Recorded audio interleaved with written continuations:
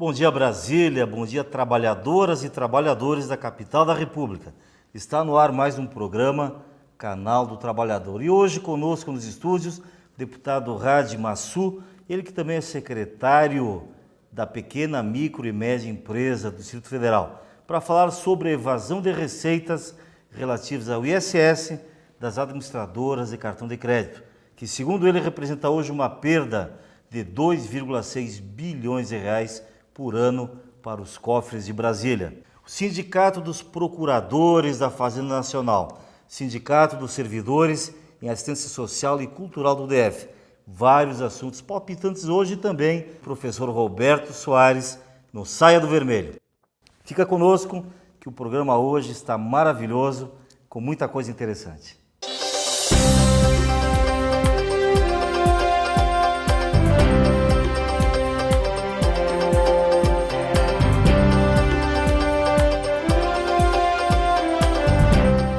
A Câmara Legislativa do Distrito Federal realizou uma audiência pública para debater a questão do ISS recolhido pelas empresas administradoras de cartões de crédito e débito. Esse imposto, segundo o deputado Radi Massu, que solicitou a audiência, é recolhido em São Paulo, mais precisamente no município de Barueri. Isso para que as empresas fujam da alíquota de 5% cobrada aqui no DF e recolham apenas 0,2% lá no município de Barueri. Para falar sobre esse assunto conosco, o deputado Radi Massu, que também é o secretário de Estado da Micro e Pequena Empresa, o sistema que mais gera empregos, aqui no DF e também no Brasil. Bom dia, deputado, bem-vindo. Bom dia, Raul, bom dia a todos os nossos telespectadores, bom dia, minha querida Brasília. Deputado, que história é essa das administradoras de cartão de crédito? Recolher em São Paulo e não aqui em Brasília. Olha, isso é um grande absurdo, que eles acharam a fórmula de burlar a lei, porque a lei é muito clara quando ela diz que toda empresa, aonde ela trabalha, aonde ela presta o serviço, ela recolhe os seus impostos. E não é o que vem acontecendo, não só com as operadoras de cartão de crédito, mas como várias outras grandes empresas, como arrendamento mercantil de todos os carros 0 km, também deveriam ser recolhidos ISS na nossa cidade e estão sendo recolhidos em Barueri. E isso é um problema muito sério. Para o pessoal de casa entender, deputado, o imposto sobre serviço é um imposto de competência municipal. Quem recolhe é o município. Aqui no Distrito Federal, nós acumulamos as duas competências, né? A municipal e a estadual. Por isso, compete ao DF recolher o imposto sobre serviço. E a empresa deve pagar, como disse o deputado, onde o serviço é prestado, né? Exatamente. Todavia, o município de Barueri, para quem não conhece, uma cidade próxima em São Paulo, muitos confundem inclusive com Alphaville, né? Porque o primeiro grande condomínio Alphaville foi edificado naquela região. Existe uma lei municipal beneficiando essas empresas, né? Como funciona? Eles pegam essas grandes empresas e reduzem a taxa de imposto de 5% para 0,2%, o que já é inconstitucional, porque a lei brasileira ela é muito clara quando diz que é no mínimo 2% de prestação de serviço. Então, além deles estar lesando Brasília, eles estão lesando toda a nossa nação. O Brasil inteiro, né? O Brasil inteiro, porque eles estão operando com um valor abaixo do mínimo estipulado pelo governo. E é muito fácil você dar desconto do que não lhe pertence. É esse que é o grande problema. Hoje, por exemplo, Brasília sofre com falta de segurança, falta de educação e falta de saúde. Por quê? Porque 2 bilhões de reais que deveriam estar sendo recolhidos aos cofres da nossa cidade estão sendo recolhidos aos cofres de Barueri. Por quê? Por causa de uma situação ilegal, uma situação revoltante para nós que moramos aqui. Vou te dar um exemplo para a nossa comunidade entender mais fácil. Por exemplo, Barueri é do tamanho de Taguatinga. É uma cidade muito pequena. 200 mil habitantes, coisa assim. Né? Exatamente. Lá eles têm 18 UPAs, enquanto todo o Distrito Federal tem 3. Nós vamos fazendo a transformação, a nossa cidade é 50 vezes maior do que Barueri. Então nós temos 3 UPAs. Cada UPA é obrigada a atender 1.254.000. Aqui no DF. Aqui no DF. Enquanto lá, eles têm 18 UPAs, está sobrando, eles têm que atender 18 mil pessoas por ano. Então é qualidade de vida. Só que é uma qualidade de vida que está sendo tirada do nosso povo para benefício do povo de lá de Barueri. A troco de que uma cidade tão pequena, um município tão pequeno como Barueri, é hoje o segundo maior PIB do estado de São Paulo. Ele já ultrapassou Campinas, Osasco, Guarulhos, todas aquelas grandes cidades do estado de São Paulo. Com toda Exatamente, quer dizer, então está na cara que existe alguma coisa muito irregular. Inclusive já incomodando o governador, o prefeito do estado de São Paulo. Aqui o que a gente observa, deputado, eu conheço bem Barueri, tem vários clientes nossos para os quais nós advogamos, cujas sedes, escritórios centrais, ficam em Barueri. E é um absurdo uma região como todo o ABCDM, altamente industrializada, Campinas, altamente industrializada, São José dos Campos, altamente industrializada. Barueri desse tamanhozinho. Não tem indústria, Barueri não tem indústria, não, só tem sedes de empresas, ou seja, empresas, prestadores de serviço, sedes administrativas, né? Justamente para ver a incidência do imposto menor, né? Eu fico muito chateado, Raul, agora como secretário de micro e pequena empresa, eu tenho que lutar pelo micro e pequeno empresário da nossa cidade, de Brasília. E eu fico muito chateado quando eu vejo que Brasília hoje é a verdadeira geni do Brasil. Todo mundo joga em Brasília. Joga pedra aqui, Joga pedra aqui. Por exemplo, se você hoje quer comprar um caminhão de telha, você liga lá em Monte Carmelo, ele vai deixar na sua casa, passando por cima de todos os empresários de venda e de material de construção. Se você quer comprar tijolo, a mesma coisa. Você liga em Anápolis, ele deixa lá na tua casa, burlando toda aquela lei. E não recolhe nenhum imposto em Brasília, nenhum imposto né? em Brasília. É o caso da Feira dos Goianos, que eu sempre gosto de citar. Não tenho nada contra a Feira dos Goianos. Mas aquilo é um verdadeiro absurdo. Por quê? Aquelas caminhonetes vêm de Jaraguá durante a noite, carregando, fazendo várias viagens, e quando recolhem um imposto, recolhem lá no estado de Goiás. E nós aqui ganhamos o quê? A destruição do nosso empresário, que é o da Feira de Ceilândia, acaba com a Feira do Guará e acaba com o nosso feirante, enquanto nós estamos beneficiando o feirante e a economia estados, né? Da cidade vizinha. Eu queria voltar, deputado, à questão do ISS, né? O Distrito Federal, sobretudo a Procuradoria do DF, não toma nenhuma atitude administrativa, judicial, para rever, para reter esse imposto aqui? Veja bem, até agora nada foi feito em relação a isso. Não sei se foi por falta de conhecimento ou por falta de querer. Eu sei que a partir do momento que eu entrei como secretário de micro e pequena empresa, eu fiz um levantamento, primeiramente, na venda de automóvel zero, que foram muitos esses anos. E todo mundo sabe que todo carro zero também paga o leasing, paga o arrendamento, 5%. E eu fui ver que esse também estava sendo recolhido em São Paulo. Aí eu pedi um grupo de advogados para fazer um estudo. Só no ano de 2011, Raul, pasmem vocês, nós temos que pedir a devolução de 669 milhões de reais. Só em 2011. Relativamente a arrendamento mercantil de automóveis. Só arrendamento, sem falar das operadoras de cartão de crédito, sem falar de todas as outras empresas que estão burlando o nosso fisco, que estão burlando a nossa cidade e levando para a cidade deles o que pertence, na verdade, à nossa população. Nós podemos acrescentar isso, deputado, os próprios bancos, né? Não apenas o cartão de crédito, mas quando eu puxo um extrato no terminal bancário, eu estou pagando uma tarifa para aquele serviço. Quando eu recebo um extrato em casa, eu estou pagando uma tarifa. Quando eu suspendo um cheque ou compenso um cheque, eu pago uma tarifa naquele serviço. Esse serviço deveria pagar 5% de ISS para Brasília e certamente o Bradesco está recolhendo lá em Osasco. Com certeza. E os outros bancos também, né? Veja uma outra situação, Raul, aonde, por exemplo, as operadoras de cartão de crédito já ganham uma verdadeira fortuna do que a gente paga todo ano, anuidade, que é essa a proposta deles. A proposta das operadoras não é ganhar no seu trabalho e ganhar na diferença de imposto. Isso é regular. Então, por exemplo, quando você vai hoje num restaurante em Brasília, ou num posto de gasolina, ou num supermercado, que você passa o cartão de crédito, aquele restaurante paga 5% para a operadora, enquanto a operadora só está recolhendo 0,2%. Então, ela está lesando a comunidade em 4,8%.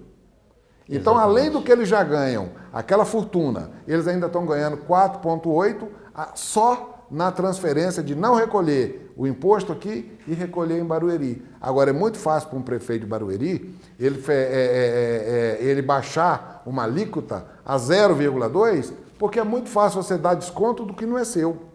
É muito fácil você usar um chapéu que, na verdade, não lhe pertence. Então é muito fácil para eles. Eles hoje, olha, impressionante. Barueri é o 8º PIB do Brasil, passando de vários estados e a melhor município do Brasil em qualidade de vida, chegando a se comparar com a Suíça e Luxemburgo. Agora, por quê? É troco de quê? Uma cidade que não tem uma indústria, uma cidade que não produz nada diretamente. Então, por quê? Será que isso é inteligência, é esperteza? De jeito nenhum. Isso, no meu entender, é má fé. Isso, no meu entender, é bandidagem. E nós temos que dar uma solução nisso. Agora, esse dinheiro que Brasília está faltando para algumas obras, está lá. Então nós vamos dar um jeito de buscar lá. Agora, se nós não conseguirmos buscar lá, pelo menos que a partir de agora eles passem a recolher o imposto aqui. E isso, Raul, você tem a certeza.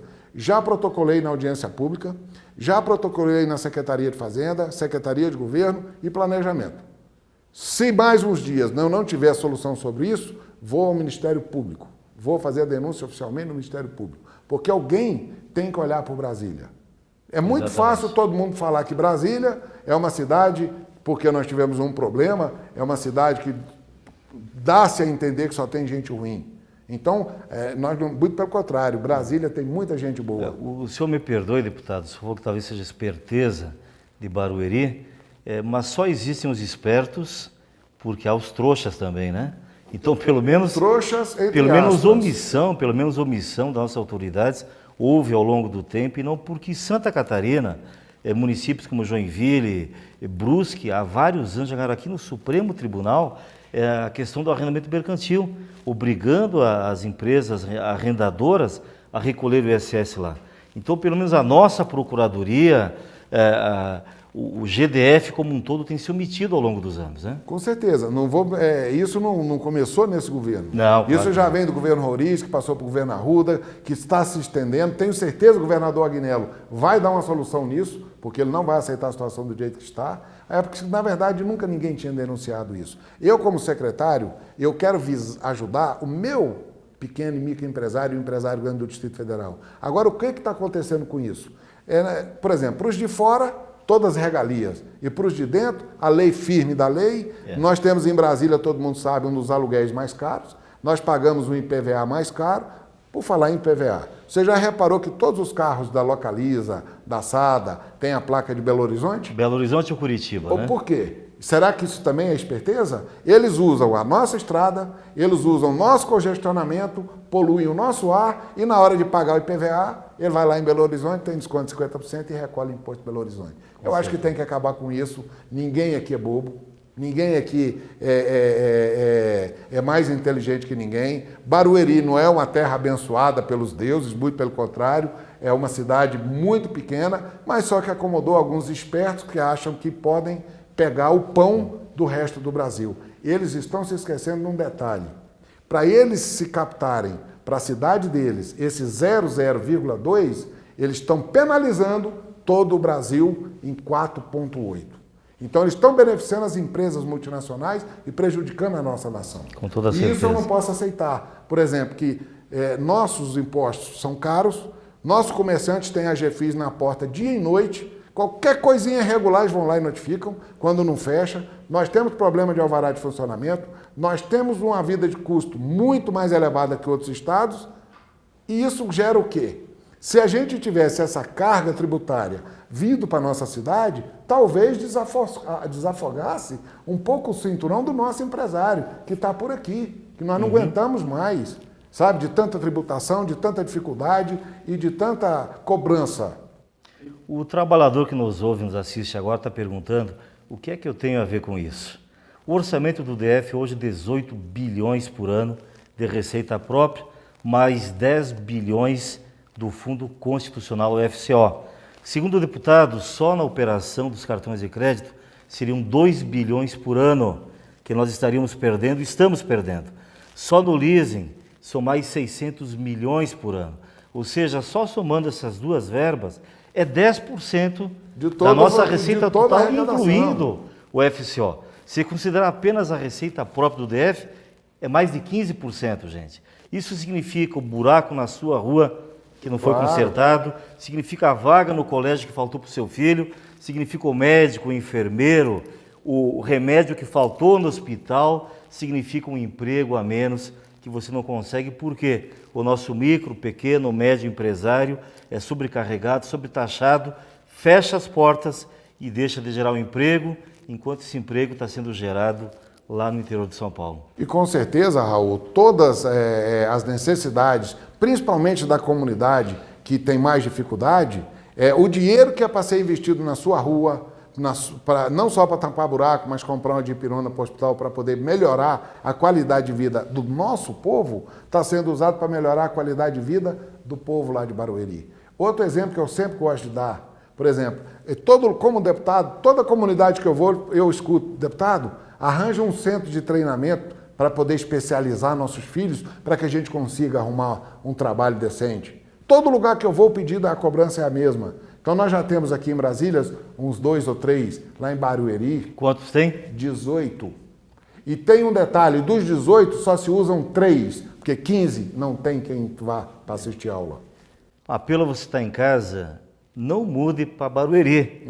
Junte-se ao deputado Rade nessa luta para trazer esse imposto para cá. Deputado, obrigado pela entrevista, parabéns pelo seu trabalho, parabéns pela sua coragem, sobretudo pela sua coerência. Muito obrigado a você pelo espaço e muito obrigado a vocês por estarem aqui escutando a gente. E vamos comprar essa briga, porque essa briga não é só minha, de todos. É nossa, todos somos interessados. Rápido intervalo e voltamos em seguida. Permaneça com a gente. Metal fino.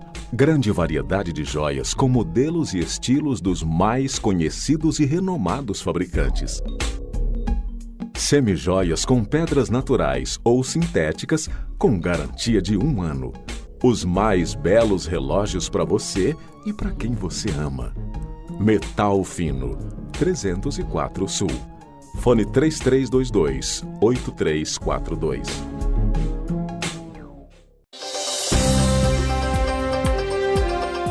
Canal Trabalhador está de volta e conosco nos estúdios, Dr. Alan Titonelli Nunes, procurador da Fazenda Nacional e presidente do Sindicato Nacional dos Procuradores da Fazenda Nacional. Doutor Titonelli, bom dia, bem-vindo, alegria tê-lo aqui. Bom dia, bem-vindo também, grato pelo convite de estar participando aqui do Canal do Trabalhador. Esclareceu o pessoal de casa o que é e o que faz exatamente, quais as atribuições da Procuradoria-Geral da Fazenda Nacional. Bem, a Procuradoria-Geral da Fazenda Nacional, ela é um órgão vinculado administrativamente ao Ministério da Fazenda e tecnicamente à AGU, e é o órgão responsável... Vinculado, mas sem subordinação. Isso, isso. Ela tem independência. Tem independência, uma certa independência. E é responsável pela recuperação dos créditos em dívida ativa da União e pela defesa da União nas matérias de natureza fiscal, seja no que tange ao aspecto judicial, como no que tange ao assessoramento jurídico nessas matérias. Quantos procuradores tem hoje a PGFN, né? Isso, Procuradoria-Geral da Fazenda Nacional. Hoje temos cerca de 1.900 procuradores em atividade, de um quadro total que deveria ser de 2.400. Então, temos um déficit de cerca de 500 procuradores ainda. Quase 30% mais ou menos. Isso, né? mais ou menos. Me diga uma coisa, a gente vê tanta tese, não é minha área de direito tributário, né? Mas muitas teses discutidas contra a União, contra estados, municípios, né? Qual é a principal tese discutida hoje? Qual a principal derrota da União nos últimos tempos? E qual o principal ganho que os senhores tiveram para a União? Bem, eu acho que vamos começar do aspecto positivo, né? Positivo, os ganhos. Os ganhos. Depende de que lado. Da sociedade, né?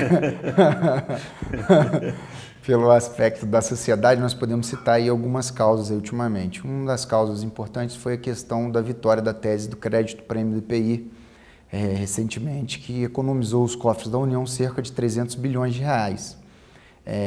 Podemos dizer também, no âmbito de 2010 e 2011, se somados, temos aí cerca de 40 bilhões de reais recuperados em débito inscrito em dívida ativa da União. Se nós somarmos... Através de execuções fiscais. Isso. Se nós somarmos aí os últimos 10 anos, nós vamos ter, a cada R$1 investido no órgão, houve um retorno para a sociedade de cerca de R$175. A PGFN, como órgão, ela se paga em 19 dias de trabalho. Então, esses todos são aspectos superavitários aí do órgão. Que maravilha, parabéns.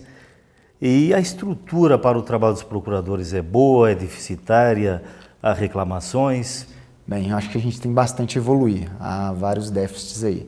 Se nós formos citar como exemplo, os outros órgãos do Poder Judiciário, o Ministério Público, que também são comparáveis, assim, nós podemos dizer que é um déficit muito grande.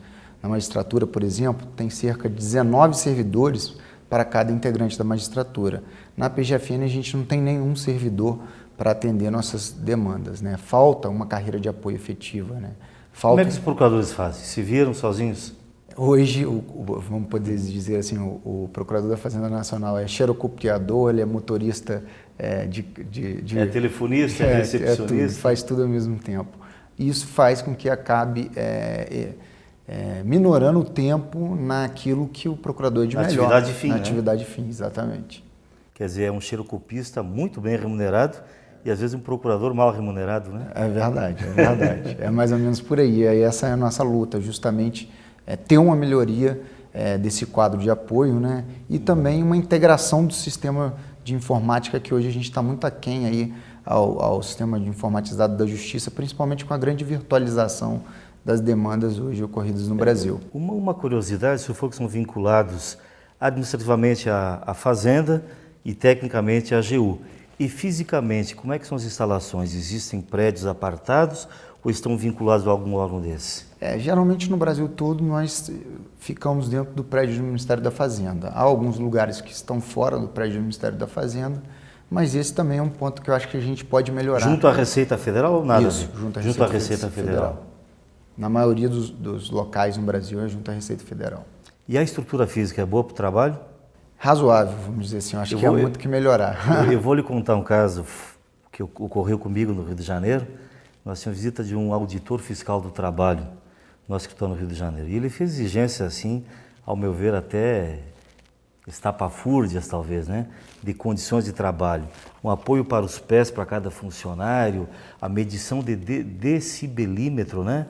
Em cada baia de trabalho, um ambiente onde trabalham 80 advogados, ele queria os decibéis de cada baia, a questão de laudo do ar-condicionado, uma série de coisas, inúmeras exigências, né? Eu perguntei, eu posso levar o nosso termo de defesa depois no seu gabinete? Ele falou, não, mas eu passo aqui para buscar. Não, mas eu posso levar no seu gabinete, por quê? Eu queria saber se o senhor tem essas condições de trabalho lá. Aí ele riu e falou que ele não tinha, né? Ele próprio não tinha. Então a gente vê que no serviço público, de uma forma geral, existe uma precariedade, né? Eu acho que se for comparar com o relato que foi feito aqui agora, eu acho que nós estamos na penúria. Me diz uma coisa, do ponto de vista remuneratório, o senhor falou sobre o superávit, quer dizer, o ganho que vocês trazem à União e, em consequência, à sociedade. E vocês são bem remunerados? Bem, nós temos algumas lutas, principalmente pelos paradigmas constitucionais. É uma carreira de Estado, né? É uma carreira jurídica. É uma função essencial à justiça e nós saímos, né, a AGU como todo, ela saiu proveniente do papel de defesa do Estado que o Ministério Público Federal exercia, né? E o artigo 29, parágrafo 2º, dizia que aos membros do Ministério Público poderiam integrar aquele novo órgão criado, que era a AGU. E quando nós temos um dispositivo nesse sentido, é lógico que o legislador não ia possibilitar alguém ir para um órgão e nesse órgão ganhar menos. Né? E, na verdade, hoje é uma disparidade muito grande em relação principalmente ao Ministério Público. Nós ganhamos cerca de 70% do que ganha um membro do Ministério Público, além das condições estruturais e prerrogativas bem aquém também. E a luta é pela equiparação com o Ministério Público? Os senhores participaram desse movimento grevista recente que ocorreu? Participamos, não chegamos a fazer greve efetivamente, mas nos mobilizamos e nos solidarizamos pela briga, não só da questão remuneratória, mas também por essas questões estruturais e principalmente pelo desrespeito à revisão geral anual, que eu acho que o governo federal foi muito intransigente, né? Foi muito ditatorial nessa luta com o servidor. E qual foi o ganho da greve? Em termos econômicos? Econômicos foi um ganho geral para praticamente todas as carreiras, né? Foi um reajuste de 5% por ano, né? Dando um total de 15,8% até 2015. Ao longo de 3 anos, né? Foi um bom ganho ou muito longe do que vocês esperavam? Foi bem longe do que a gente esperava, porque se fosse corrigir somente a inflação dos 3 últimos anos, que nós não tivemos correção, teria que haver um ganho, aí, uma recomposição, né, de cerca de 30% da remuneração. Então, houve, né, não houve uma recomposição da remuneração efetiva. Algumas carreiras não aderiram ao acordo, permanecem em greve, continuaram digladiando-se com o governo federal, né? Como é que o senhor vê isso? Foi uma atitude inteligente, eles terão mais oportunidade de negociar talvez uma condição melhor, ou o senhor vê que essa intransigência no acordo os deixou sem rumo e talvez não consigam nada melhor e não sabem se sai da greve e permanece, como é que fica? Como é que o senhor, como sindicalista, vê isso? Bem, primeiro, acho que avaliar a conduta de outros é um pouco complicado. Agora, a grande maioria aderiu ao acordo, exatamente. Né? Quem não aderiu ficou meio que sozinho agora, né? Eu acho que a premissa do governo, para quem aderiu ao acordo, foi ter um tratamento isonômico. E isso foi o que o governo disse durante as negociações. Então, se não houver um tratamento isonômico, justifica também nós retomarmos qualquer tipo de negociação. Então, assim, eu não vejo vantagem em ter ficado de fora do acordo, de repente, por conta que, pelo menos, vamos dizer assim, temos 5% assegurado no ano que vem com um governo intransigente. Agora, se houver um aumento maior para qualquer uma outra carreira, nada obsta que continuemos que a nossa luta. Que as demais retornem ao movimento grevista. Exatamente, exatamente. Então, o senhor acha que, na sua visão, e aqui é apenas uma opinião e não crítica, né? O senhor vê que as carreiras que não aderiram ao acordo podem ser prejudicadas? Aí depende muito também das questões individuais, porque no acordo como um todo tiveram questões estruturais que também foram negociadas, né? Então, de repente, as situações estruturais dessas outras carreiras estejam mais deficitárias das que aderiram ao acordo. Então, não dá para fazer uma análise assim tão conjuntural nesse sentido. Além da questão salarial, quais as principais reivindicações hoje da categoria? Bem, eu acho que um pouco hoje nós já havíamos dito um pouco anteriormente, a necessidade de criação da carreira de apoio para dar o devido suporte, né, e ter uma eficiência administrativa maior. Essa lei orgânica da AGU, cujo projeto está na Câmara Federal hoje, ela prevê alguma coisa nesse sentido ou não? Tem muito pouco de prerrogativa e isso é uma preocupação nossa. Inclusive tem alguns pontos que nós estamos trabalhando para aperfeiçoamento e até alguns pontos para serem retirados do projeto que a gente considera como ruins. Mas ela cria essas carreiras de apoio também ou não? Não prevê isso? Não prevê isso. Como é que se negocia isso, se não negocia na lei orgânica? Se negocia com o governo, inclusive esse foi um compromisso do governo no nosso acordo, a criação da carreira de apoio, que é uma briga antiga nossa e houve um compromisso por parte da AGU e do planejamento de fazer o encaminhamento dessa lei com a criação dessa carreira de apoio ainda esse ano. Perfeito. Nós vivenciamos algumas semanas aí, e eu creio que um movimento que não houve precedente na história recente da República, e talvez em toda a história da República, né, em que praticamente quase que a unanimidade do Serviço Público Federal se uniu nesse movimento grevista, né?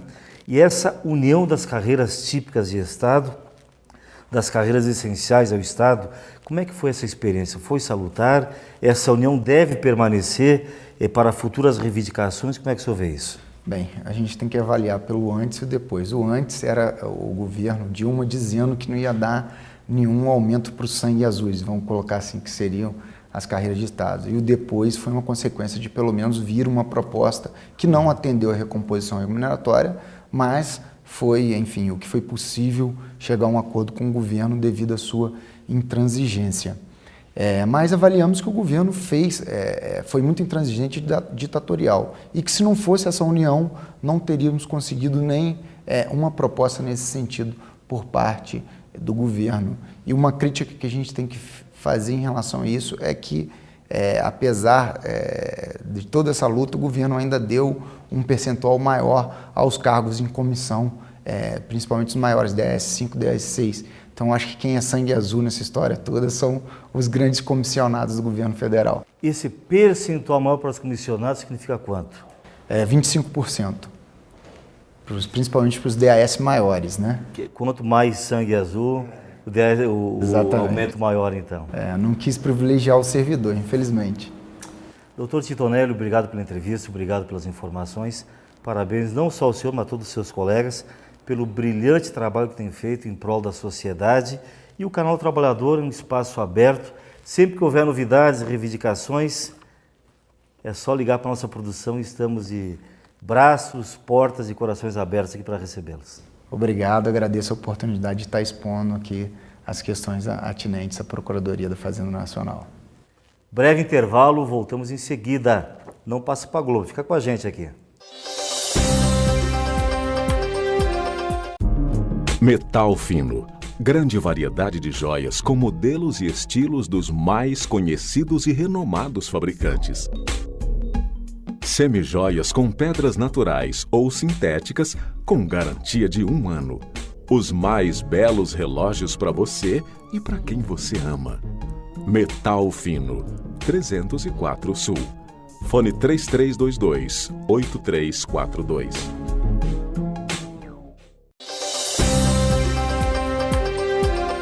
O Sindicato dos Servidores na Assistência Social e Cultural do DF quer esclarecer à população como são feitas, como são realizadas, planejadas e executadas as medidas socioeducativas e as medidas de assistência social e assistência ao adolescente em conflito com a lei. Conosco, Mariana Ber, da Secretaria da Criança, e Thelma Mello, da SEDEST, para falar sobre essas medidas. Mariana, bom dia. Bom dia. Bom dia, Thelma, bem-vinda. Bom dia, Raul. Mariana, me diga uma coisa, o que é a unidade de atendimento em meio aberto e quantas existem hoje no DF? As unidades de atendimento em meio aberto, conhecidas também como UAMAs, são as unidades que a gente faz o trabalho de liberdade assistida e prestação de serviço à comunidade, que são medidas socioeducativas aplicadas aos adolescentes quando eles cometem atos infracionais considerados menos gravosos, né? Então, o judiciário... Que não necessitam de internação. Que não necessitam de internação, né? Então, quando eles são levados pela polícia, né, até a delegacia, da delegacia eles são algumas vezes liberados, outras vezes pernoitam no CAGE ou ficam no provisório até que seja feita a audiência, né, com o defensor público, o promotor, o juiz e a família, e ali é analisada a condição socioeconômica familiar do adolescente para que ele seja responsabilizado, né, pelo ato dele. Nesse momento, sempre é resultado de uma prisão em flagrante, uma detenção em flagrante, né? Quem define, quem decide se ele vai pernoitar no CAGE ou se vai ser atendido numa UAMA? É o próprio delegado? Há um juiz de plantão? Quem é que define isso? Tem normalmente um promotor, né, de plantão. Então ele é recebido na delegacia, é conduzido ao Ministério Público e o promotor é que designa para onde ele vai. Isso, qual é a medida que vai ser aplicada, né? Nos casos onde há dificuldade no entendimento, né, do que aconteceu, onde há envolvimento de adultos, né, junto com os adolescentes ali no ato ou no crime, daí eles passam até 45 dias no provisório, para que seja feita a análise e a investigação e depois é decidido qual é a medida que vai ser aplicada, né? Então, nos casos de roubo, furto, alguns casos de tráfico de drogas, lesão corporal, que não ocasionaram um problema mais grave para a vítima, né? Não houve morte, não houve uma violência maior. Os crimes de menor potencial ofensivo, né? Isso, é que eu tinha esquecido. Potencial ofensivo menor, menos grave, né? Isso, e daí eles recebem, e quando é também a primeira passagem, né, que eles têm, aí eles recebem a medida de liberdade assistida ou prestação de serviço à comunidade, ou as duas. Perfeito. Talvez o pessoal tenha estranhado a expressão que eu utilizei aqui, adolescente em conflito com a lei, né? Até muito recentemente, eu até hoje ainda, usava o termo menor infrator, né? Por que essa mudança de nomenclatura? É uma questão mesmo de respeito, né? O adolescente sempre vai ser adolescente, né? Independente do erro que ele cometa, né? É um ser em formação. Nós, devido à nossa cultura, né? A nossa falta de esclarecimento, talvez, a gente acabe tratando os adolescentes que são pobres como menores, né? Como se eles fossem seres à parte, como se eles não fossem seres humanos. E são, né? Apesar de tudo, né, que eles possam ter se envolvido, né, dos erros que cometeram, são adolescentes, né? Independente de classe social, independente de falta ou não de escolaridade, né, da origem, são adolescentes. Perfeito. Me diz uma coisa, essas unidades de atendimento em meio aberto, o AMA, né? Onde é que elas funcionam fisicamente? Vinculadas à administração regional, em algum lugar? Onde é que elas estão fisicamente? Você até perguntou quantas são, né? Exato. Hoje são 14 unidades no DF. Suficiente esse número? Não é suficiente. Ideal seria pelo menos uma em cada regional, em cada... Ou até mais, dependendo da localização. Ceilândia, por exemplo, a gente está na Mereceria mais do que expectativa uma. de ter pelo menos mais uma em breve, porque a população é muito grande e proporcionalmente a quantidade de adolescentes, né, em conflito com a lei também é maior, é a maior do DF. E elas funcionam na administração, na delegacia? Qual é a vinculação física delas? A maioria funciona dentro das unidades da SEDEST, que são conhecidas como os Centros de Referência em Assistência Social, né, os CRAS. Mas tem algumas unidades que são as melhores unidades hoje, que funcionam em espaços separados, que daí tem mais salas disponíveis para os servidores, né? Tem espaço para fazer reunião de grupo, tem banheiros, né, específicos. Mas são prédios autônomos, tipo uma pequena escola, coisa assim? Não. Essas unidades que funcionam dentro do CRAS são salas, né, de 9 metros quadrados, em alguns casos, para 10 servidores. Um pouco precárias, então, né? Bastante precárias. Thelma Mello é da SEDEST, e eu queria que você esclarecesse, Thelma, como é que é essa interação entre a SEDEST e a SECRIA, especificamente nessa questão de medidas socioeducativas e esse acompanhamento preventivo e, não sei se pode dizer repressivo ou de ressocializar, como é que eu diria isso? Ressocialização. De ressocialização. Como é que é essa interação das duas secretarias? Bem, Raul, a gente não tem como falar de medida socioeducativa se a gente não falar nas interfaces, né, que existem e na transitoriedade das políticas públicas. Então, a SEDEST, ela entra nesse contexto. Então, é a Secretaria de Desenvolvimento Social e Transferência de Renda. Então, a gente trabalha basicamente com famílias em vulnerabilidade social e risco, né? Então, muitas famílias destes adolescentes infratores em conflito com a lei, que vão parar no CAGE, que vão parar nas medidas de meio aberto, elas já são atendidas pela SEDEST, nesse contexto de política de garantia de direito, né? E dentro da SEDEST também, e dentro, né, dessas unidades que Mariana se referiu, que são os CRAs, a gente tem o Serviço de Convivência e Fortalecimento de Vínculos, né? Então, o que é o Serviço de Convivência e Fortalecimento de Vínculos? É onde você vai trabalhar os vínculos sociais e os vínculos comunitários, né? A gente vai trabalhar com Esse trabalho é feito apenas com adolescente ou com o núcleo familiar também? São feitos, o núcleo familiar, ele é feito esse trabalho também junto ao CRAS, né? Especificamente com a equipe do CRAS, e o serviço de convivência, ele é feito com as crianças dessas famílias, né? Com os adolescentes, com idosos, tá? Então, a gente faz esse trabalho, hoje são aproximadamente 18 centros de convivência, e aí a gente faz esse trabalho preventivo, né? Que é muito importante, porque o que acontece hoje, Raul? As nossas crianças, né, os nossos adolescentes perderam a rua, que a gente tinha antigamente, que ia bater a bola, né, que ia brincar. Hoje eles perderam, porque se tornou um lugar que é violento, que é preocupante. Então, dentro desse centro de convivência, eles vão poder conviver, ver as diferenças dos outros, trabalhar o respeito, né, a tolerância, trabalhar com o protagonismo deles mesmo enquanto sujeitos, né, de seus direitos. E dessa forma a gente vai trabalhar a prevenção, né, para que esse adolescente não se envolva no tráfico, não se envolva com as drogas e não chegue a cometer esses atos infracionais, né, e chegando até a cumprir uma medida. Então, hoje nós temos no Centro de Convivências da SEDEST a atuação dos educadores sociais, né, que são profissionais de nível superior, que têm toda uma formação. Que tipo de formação? Tem uma formação em licenciatura, né, em várias áreas de artes, de esporte,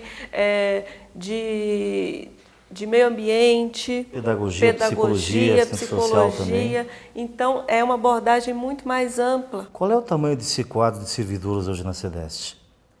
Dentro do serviço de convivência específico, hoje nós devemos ter aproximadamente 150 educadores sociais. E na SECRIA? Quantos servidores? No sistema todo ou na unidade de atendimento em meio aberto? Na unidade de atendimento meio aberto. Eu creio que uns 200 em média. Né? Muitos tomaram posse, entraram em exercício, mas com o passar do tempo, por conta das condições de trabalho, pediram exoneração. E esses servidores é a mesma qualificação, o mesmo tipo de formação profissional da CEDEST ou não? Sim, né? Os Também somos especialistas, sim, né? Os que têm nível superior são considerados especialistas em assistência social, como os educadores sociais, né? Porque é a mesma carreira, né? A carreira pública de assistência social, mas são secretarias diferentes, né? Então também temos, né, assistentes sociais, pedagogos, psicólogos e temos os de nível médio, que são os atendentes de reintegração social e os técnicos administrativos. Eu queria ouvir das duas secretarias qual tem sido o maior desafio e quais as maiores dificuldades ou a maior dificuldade para garantir a eficácia dessas medidas. Eu acredito que a maior dificuldade está nas relações, né? No entendimento da necessidade de aplicação das políticas públicas. Né? Elas estão aí, estão escritas, elas são elaboradas, até estranho, né, a gente pensar que elas são criadas aqui no DF, né, por conta dos ministérios estarem aqui, mas não são aplicadas aqui. Né? São aplicadas até muito bem em outros estados, mas aqui no DF a gente tem uma dificuldade muito grande de unir né, as secretarias, as políticas de saúde, de educação, de assistência social, previdência, esporte, cultura, lazer. Né? Então, não há uma comunhão de pensamentos, né? É cada um agindo da maneira que Mas pode. Mas as duas secretarias, pelo menos a SECRI e a CEDEST, têm se entendido nessa comunhão de interesses, né? Vem tentando fazer essa parceria, né, e esse diálogo. Eu acho que a palavra, assim como a Mariana colocou, acho que a grande palavra é diálogo, né? A gente precisa conversar, as secretarias precisam conversar entre si. E acho que a Mariana também traz uma questão importante, né, que se a política pública não funciona desde o início, a gente não tem como só se falar no adolescente infrator, né? Porque é um contínuo. Então, enquanto a gente não tiver, por exemplo, a escola em tempo integral, né, que vai dar um norte para essas crianças, né? Enquanto a gente não tiver a saúde garantida para essas crianças, para esses adolescentes, a gente não vai poder falar, né, nessa interligação como um todo. Né? Por exemplo, tem uma questão hoje, né, a gente falando, né, vem à tona sempre quando tem uma morte, né, no sistema fechado, né, como teve as do CAGE. Né?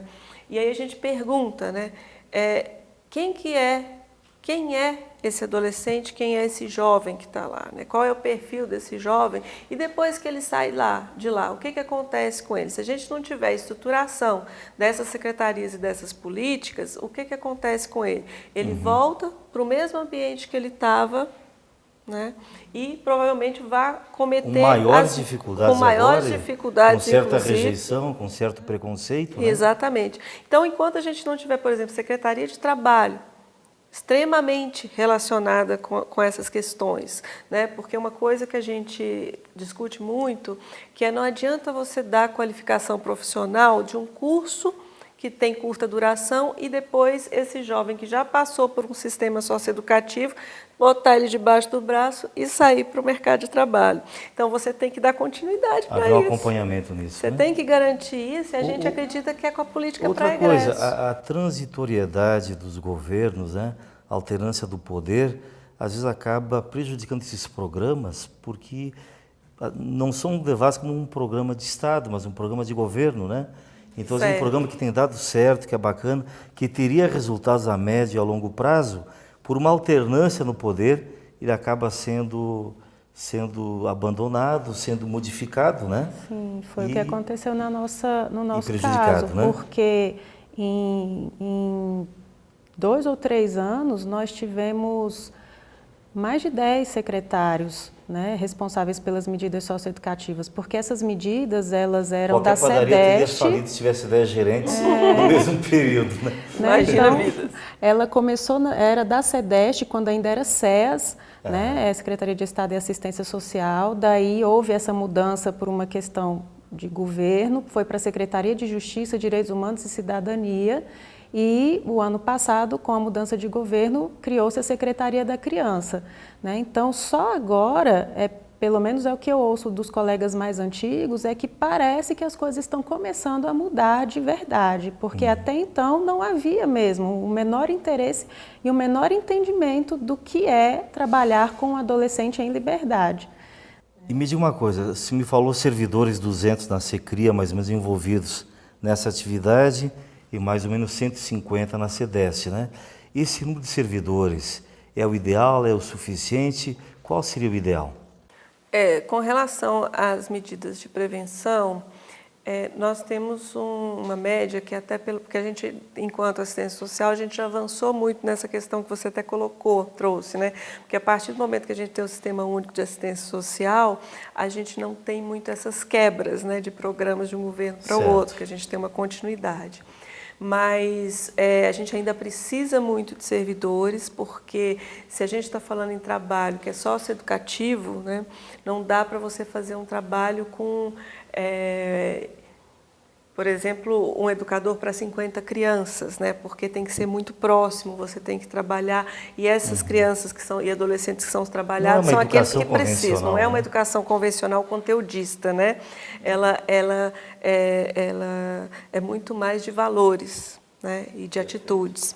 Então, hoje a gente precisaria de muitos mais educadores sociais, de muitos mais agentes sociais para trabalhar, né, com relação à família. E o sindicato também tem conversado com o governo, tem negociado isso?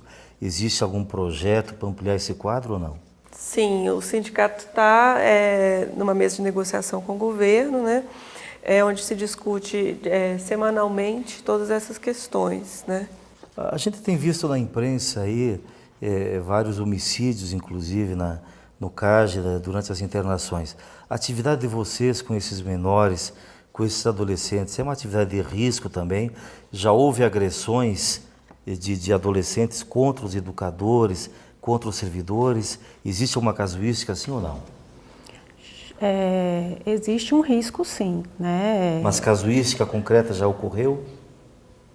Que eu me lembre agora, nada muito grave, assim. Às vezes um adolescente que chega sob efeito de drogas, né, e aí acaba gerando uma tensão maior, mas na maioria dos casos consegue-se um entendimento porque o adolescente está em liberdade. Então, se ele chega sob efeito de droga, a gente manda voltar para casa, ou se for uma situação muito grave, chama a família, né, pede para levar para um hospital, para poder cuidar, né, porque a gente não tem amparo para lidar com isso. E existe uma segurança para os servidores? Polícia Militar, alguém que provê a segurança para vocês ou não? No meio aberto não. Existem servidores terceirizados que fazem o serviço de segurança, né, desarmados até para uma proteção mesmo, porque já aconteceu, né, de seguranças armados terem sido roubados, né, por terem tido a arma roubada.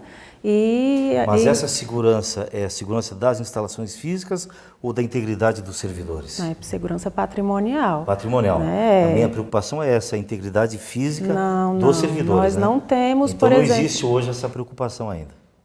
Acho que preocupação até existe, mas ainda não se sabe como fazer isso, né? Eu sempre falo, né, nas reuniões com o sindicato, nas reuniões que a gente tem realizado por conta da comissão que foi formada, dos servidores das unidades, né, para poder estar cuidando dessa questão, das condições de trabalho. Então, a gente sempre tem pedido cursos de formação continuada, né, que a gente possa tratar de gerenciamento de crises. Eu pergunto isso, Mariana, porque eu advoguei durante muitos anos para o Sindicato dos Médicos, né? E a gente vê que até o médico no plantão, lá na noite, na madrugada, são inúmeros casos de violência contra o médico, de um familiar, quer dizer, uma pessoa totalmente equilibrada, uma pessoa que não é como é que é o termo aqui, em conflito com a lei, mas submetido a uma situação de estresse, de levar um parente, alguém, para um atendimento médico à madrugada, se sujeitar a uma fila, ao atendimento precário, essa pessoa se transforma e acaba agredindo aquele profissional que vai atendê-lo, né? Então, eu imagino que um menor também nessas condições, sujeito ao estresse, ele pode, em determinado momento, se insurgir contra aquele servidor que está aí para ajudá-lo, né? O estresse dele é menor quando ele está em liberdade, porque todos nós ficamos menos estressados quando nos sentimos livres. Sim. Porque ele vai até a unidade em alguns momentos, né, uma vez na semana, uma vez a cada 15 dias, dependendo das condições que a gente tem para atendê-los e das condições dele também, porque se ele estiver trabalhando, a gente não vai exigir que ele esteja lá toda semana. Claro, né? Então, a gente faz os atendimentos individuais, né, seja com assistente social, com psicólogo ou com pedagogo, tem as atividades em grupo, tanto para eles quanto para os pais, né, para os familiares. A gente trabalha também com os encaminhamentos, né, para a SEDEST, para a saúde, para a educação, se estiver fora da escola, a gente faz um trabalho de convencimento mesmo, da importância de voltar a estudar. Então, também a reação deles de agressividade conosco vai depender muito da relação que a gente estabelece com eles, né? Vocês têm uma estatística atual do número de adolescentes atendidos? Hoje, nas medidas socioeducativas, deveriam estar sendo acompanhados aproximadamente 4.000 adolescentes. Né? Deveriam? E de fato quantos? De fato, eu creio que menos da metade desse número, por conta realmente da defasagem em termos de pessoal e em termos de estrutura. Né? É até ruim dizer isso, mas se todos eles se nós tivéssemos conseguido encontrá-los, né? Porque a gente faz a convocação por meio de visita, né? Ou de carta, ou ligando, e nem sempre a gente consegue encontrar porque mudou, porque já está no CAD, ou porque já morreu. Né? Então, se a gente conseguisse encontrar todos, nós não teríamos condições de fazer esse atendimento. Não tem estrutura, né? né? A gente já não está dando conta de fazer dos que tem, né? Que dirá então, dos que deveriam estar lá. Eu quero esclarecer ao pessoal que nos assiste de casa, né? Que todo problema sempre vai esbarrar na mesma questão, falta de recursos, falta de dinheiro, né? Por isso a importância do primeiro bloco do programa de hoje, na entrevista com o deputado Rade, porque se aqueles 2 bilhões e 600 milhões de reais anuais do INSS que vão para Barueri, viessem para Brasília, alguns desses problemas seriam resolvidos, né? Obrigado, Thelma, obrigado, Mariana, pela entrevista. O Canal do Trabalhador fica à disposição de vocês, do sindicato. Sempre tiver alguma novidade, boa ou má, alguma reivindicação, essa é a tribuna de vocês. Muito obrigada, a gente agradece. Vamos a um rápido intervalo e voltamos daqui a pouquinho. Fica com a gente.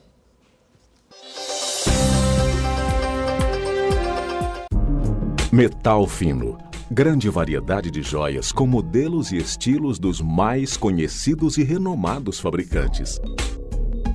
Semijoias com pedras naturais ou sintéticas com garantia de 1 ano. Os mais belos relógios para você e para quem você ama. Metal fino. 304 Sul.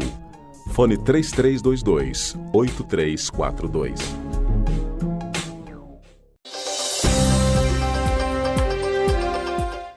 Saia do Vermelho com o professor Roberto Soares e o tema de hoje é redução de IPI. Bom dia, professor, bem-vindo. Bom dia, doutor. Selecionamos 2 perguntas hoje sobre a mesma temática, né? A primeira delas é da Clara dos Santos Fortunato, é professora e mora em Taguatinga, e ela pergunta o seguinte: professor, estou pensando em trocar de carro e adquirir meu primeiro carro 0 km e gostaria de aproveitar esta tal de redução do IPI, mas tenho dúvidas se de fato este seria o momento adequado. O que é o IPI? Estaria fazendo um bom negócio? Bom, primeiramente, parabéns, né? Adquirir o primeiro carro 0 é um momento marcante Com na certeza. vida da pessoa. O primeiro 0 ninguém esquece, O né? primeiro 0 ninguém esquece. Exatamente. E assim, o que é primeiro? O que é redução do IPI? IPI é o Imposto do Produto Industrializado. Então, é uma taxa que já vem justo com o bem. Qual é o percentual, o senhor sabe? Do carro em si, o carro depende da motorização. O carro popular, que o governo sempre incentiva, de 1.000 cilindradas, 1.0, ele vem com 7%. E o governo jogou isso para 0% para o carro popular nacional. Para o carro popular estrangeiro, né, feito fora do país, ele já vem com 37% de taxa. E aí o governo também tirou os mesmos 7%. Então ele vem para 30%, sendo importado. O nacional, 0%. Certo. Então, no momento, é um bom negócio comprar o carro zero. Quer dizer, num carro de 20 mil reais, estaria economizando R$ 1.400. R$ 1.400, até um pouco mais, né? Porque as concessionárias, tá todo mundo louco para vender, né? E aí tá todo mundo, o governo deu essa prorrogada, o governo prorrogou ia acabar agora dia 31 do mês passado, e o governo prorrogou até outubro a questão do carro. 31 de outubro ou primeiro? 31 de outubro. Foi para 31 de outubro. Até porque foi a menor prorrogação. O governo prorrogou todas as alíquotas de IPI. O veículo foi o que ele prorrogou em menos tempo. Por quê? Porque foi a facção de mercado que deu maior resultado, entendeu? Ela reagiu com mais facilidade. Então o governo achou que até outubro é suficiente para que fechemos o ano, né? Perfeito. Então a Clara tem até 31 de outubro. 31 de outubro para adquirir seu aproveitar. primeiro carro 0 km. Exatamente. Sem pagar o IPI. Sem pagar o IPI. Maravilha. Felizinha. A segunda pergunta, quem nos faz é o Bruno Feitosa Ferreira. Ele é funcionário comissionado e mora no Gama. A questão dele é a seguinte: essa tal de redução dos impostos só beneficia quem quer comprar carro novo? Estou para casar e construindo nos fundos do terreno do meu pai. Um colega me disse que material de construção entrou também nesse esquema. É verdade? Como faço para ter acesso? Bom, Bruno, né? Bruno, de fato é o todo o material governo, de construção. Todo o material de construção e mais também, já que você vai casar, né? Mais o que eles chamam de linha branca, né?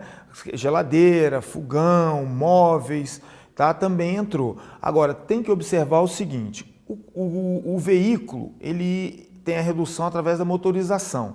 Já o material de construção, cada material tem uma alíquota específica. Varia entre 0% e 10%. Não existe uma redução de IPI maior que 10% e também 0 é o máximo, né? Então, entre 0% e 10%, ele tem que ir comprando e vendo aonde é que ele pode comprar, economizar. Então, tem que comprar com bastante calma, com bastante segurança. A mesma coisa dos móveis, né? Dos móveis e comprando geladeira, fogão e comprando e também verificando essa redução. A questão da linha branca, dos móveis e utensílios, o governo prorrogou isso até dezembro. E material de construção, boa notícia, até o final de 2013. Então ele pode enrolar a noiva mais um ano pela frente. Sossegado, né? Tranquilamente sossegado. Tá dando respiro para ele, né? E se ele quiser comprar a geladeira amarela, também pode comprar, não é só branca não. Né? Não, apesar de ser linha branca, pode comprar a tal da cereja que eles estão vendendo agora, né? Duvidoso o gosto, mas enfim. Professor Roberto, obrigado pela participação, uma alegria sempre tê-lo aqui. É sempre extremamente esclarecedor, viu? Muito obrigado. E com a sua participação nós vamos fechando o programa de hoje, desejando a ti e a tua família um domingo abençoado, uma semana produtiva e domingo que vem, encontro marcado aqui na TV Brasília a partir do meio-dia. Almoce com a gente. Bom domingo, professor. Bom domingo, doutor. Até domingo, se Deus quiser.